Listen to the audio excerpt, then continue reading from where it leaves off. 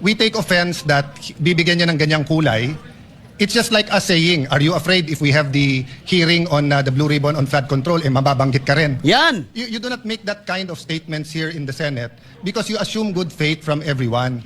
That rule hindi minadali. May 11 pa ho yun. So, Madam Chair, I move that we divide the House. Kining punto ha, no? Doon naman ko'y motion, no? Nga gimove, actually na-move na ni, kaniadto pa, mga katropa, ibalik lang ron nga, pwede ba nga makabutar si Senador Ronald Bato de la Rosa? As senador ha, mga kaigsunan. Through teleconference or video. No?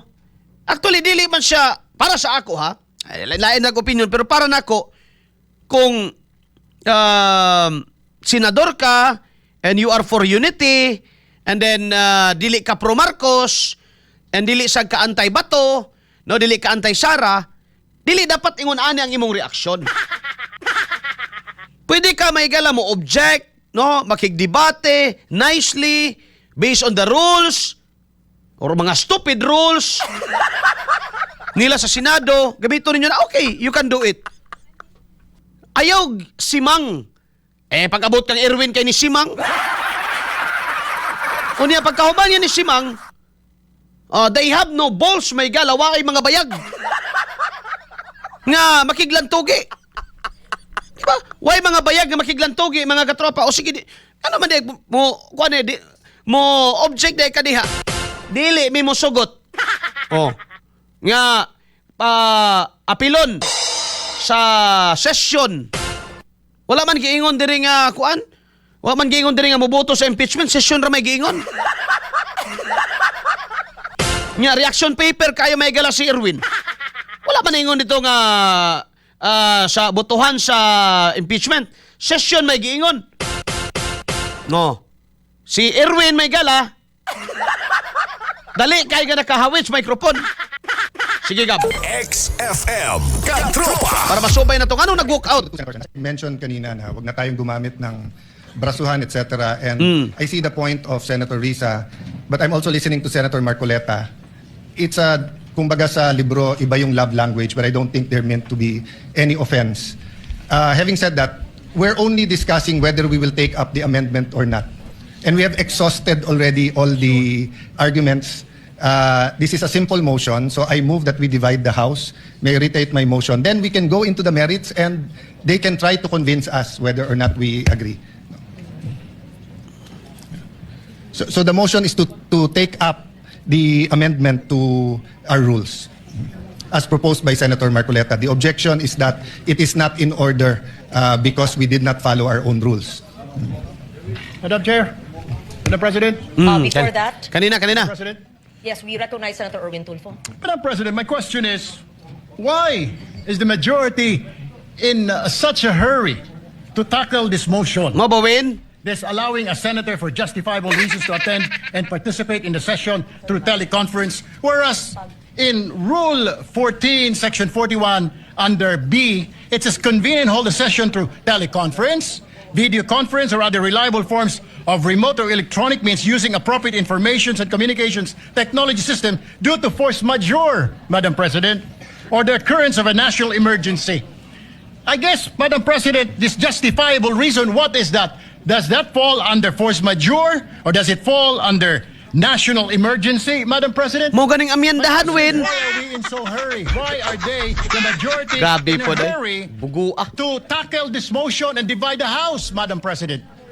We need answers in the minority. Madam Chair. Or is it because, Madam Chair, Inglesero ba? they're in a hurry because of news reports that probably two of our colleagues Oh. might land in jail this weekend? Is that the reason why? O, kana. Is that the reason Gab, diya sa Gab, no? Ingon siya ba nga, ano nga daliman mo? Is that the reason why? Because of the news report that two of our colleagues might landed in jail this weekend? Madam President, is that the reason why? Because some news reports have said that two of our colleagues might land in jail this weekend? So my question to you, Mr. Erwin Tulfo, is how did you know? Are you even sure of what you're talking about that the two of your colleagues might line the wing until weekend? Anak ng tipaklong ka mo. At mo alam yan? Di ba? Bullseye. Kauban si katropang Arnel Cortez. You overthinking? Huh? Madam President, why are we in such a hurry? Is this because of the news report that the two of our colleagues might land in the jungle this weekend? Oh, come on! Sige, padayon. Colleagues might land in jail this weekend. Is that the reason why? Is that the reason why they have to have this inserted, the Section 41C, para makaboto po kung sino man yung makukulong dahil sa announcement ng ombudsman na may lalabas na po ang warrant ng ilan sa mga kasama natin, Madam President.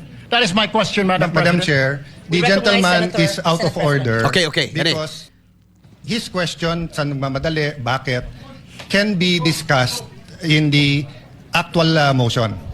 Can be discussed after the motion whether we should take it up. We take offense that bibigyan niya ng ganyang kulay.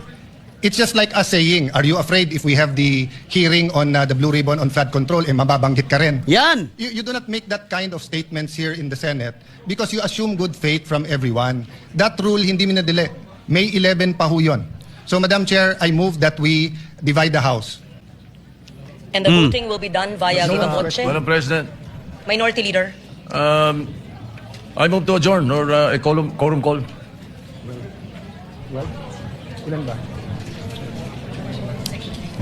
That is a higher precedence, Madam President. So I only see the Minority Leader representing the minority. The others had left. Madam Chair, we will not object, but for the record, Yes. they scampered out and left the minority leader instead of discussing the rule. We are not even discussing the rule yet. And then, ganun na yung allegation nila. And no one from the minority stood up to say that out of order si Senator Erwin Tulfo. So we will not object, Madam Chair. In fact, we move that we adjourn till 5 p.m. Madam President, Monday. before that, Madam Before we President, adjourn. motion to adjourn is Madam not President. debatable. Akala ko ba magaling sa rules? We're not Parliamentary debating. inquiry. It's not We're not debatable, debating Madam President. minority Parliamentary leader. inquiry, Madam Adjourn. President. We're I'm not debating, and Madam we Chair. will indeed adjourn. Parliamentary inquiry. Yes, Senator Marcoleta. Nung pong nagsimula tayo, Madam, meron po ba tayong quorum? We had a quorum. Yes. Yes, Madam. President. Kapag ka po ba nag-walk out ang minority, nawawala po yung quorum. Nagsimula po tayong may quorum. It doesn't matter if they walk out. Yes, I sir. think we still have the quorum. Madam President, once Nani? there is a quorum call, you have to call the roll. Kahit present lahat o kulang kanina o there was a motion to dispense, whatever that is. Not A upon a quorum situation, call, Madam President, when motion they motion to readily adjourn and willingly walk out. takes precedence. Hindi po yung covered ng rule natin, Madam President. Madam Kung President. sakasakali As po, reiterated by the Senate President and as conveyed by the Minority Leader, former Senate President, the rule states that the motion to adjourn takes precedence. I'm not taking sides. 5 p.m. Monday. And we will adjourn session Until 5 until p.m. 5 p.m. on Monday, June 1st, 2026. June 2nd? First ba? June 1. June 1 ba yun? The birthday of Senator Lacson. So we will have cooler heads. Okay. Happy birthday to you. Happy birthday in advance, Senador Ping Lacson.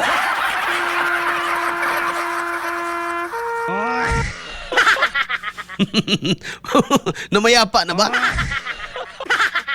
Oh. Ay, nako. Madam President, why are we in such a hurry?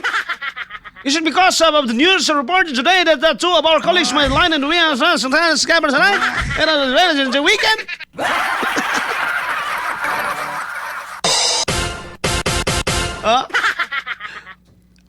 Ang motion, wa pa. Giistoryahan pa lang may gala kung i-take up ba. No? I-take up ba ng amendments sa giingon, mga katropa. Kaya lang, nasubrahan sa ka-excited, mag-igsoon si Erwin. Nya, iyan ang gi pasanginlan ang majority nga gadali mo kay nakadungog mo nga mugawas na ang warrant of arrest sa duha sa atong mga kauban. O posibleng mapriso karong weekend? Are you in such a hurry because of the news? Because of the news report that two of our colleagues might land in jail this weekend? Oh, come on. Give me a break. Unsa naman ng Pilipinas mga igsoon in town? Bullseye. Kauban si Katropang Arnel Cortez. Bullseye. Alright. Paminaw na to mga katropa. The next video, Gab, no, ang pag-walkout ang pag-walkout ni ni Erwin, no? Kay katong na-interview siya, naman mo to na-interview siya nga suko gid kay siya. Sige. XFM Katropa.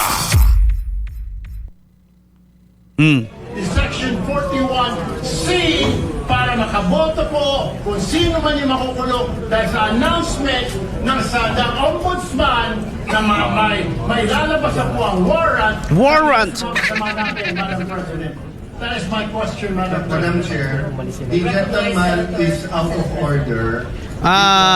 Murag katong isa ana, Gab.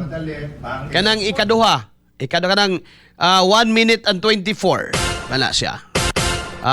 Murag mao niya tanong pagawas na siya. 1 minute and 24 seconds ka video. Bullseye. Kay humana man. Yan, kana walk out. We take offense that bibigyan niya ng ganyang kulay. Sir, bakit po nag-walk out, sir? Sir, Pinipolo lang tayo eh.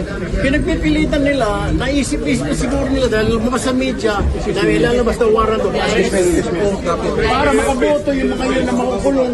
Guys, give way. Guys, give way. Makaboto. Guys, give way. Kung nakakulong man sila. Give way, please. Common sense, hindi naman tayo tanga. Journalist tayo, di ba? Mo ba? BS. Kung ano yung mga rules ba? Give way. Tayo. Hindi tayo lukuhin.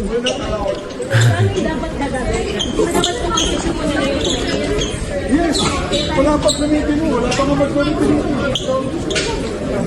You will not be part of this. It's a travesty of our rules, of Senate rules. Hindi kami papayag sa mga luloko tayo. Hindi sila pwedeng magboto. Sila pwedeng maglasa ng motion. Guys, senators muna.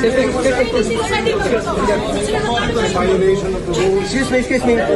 What's the Excuse me.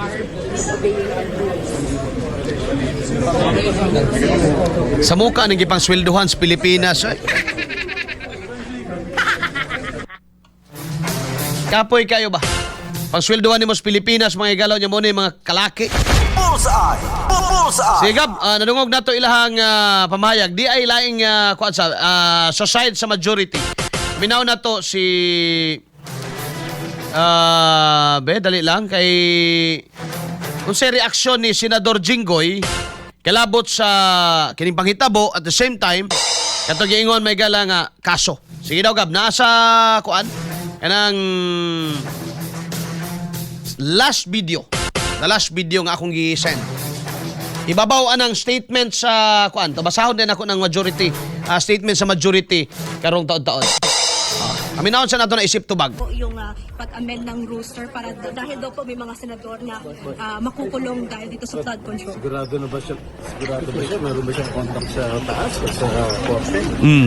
I think that comment was uncalled for. I don't know why he mentioned that hindi ko alam kung bakit how he came up to that conclusion. Pero offensive ba para sa inyo? Of course. Very offensive. Ano minimum na banggit na pag minakatake si Ano? ano minimum na banggit ng Senator Cruz na may nangyari atake ng karakter hindi ba Wala naman. Wala naman nangyari. Then how do you feel about Senator Erwin's remarks kanina na As I mentioned earlier, that statement of his was uncalled for. I don't know if he has contact with the courts at sigurado na kaming makukulong. I don't know. any actions and Are you favor with motion? Yes, of course. Sige na. Hurry po with the motion.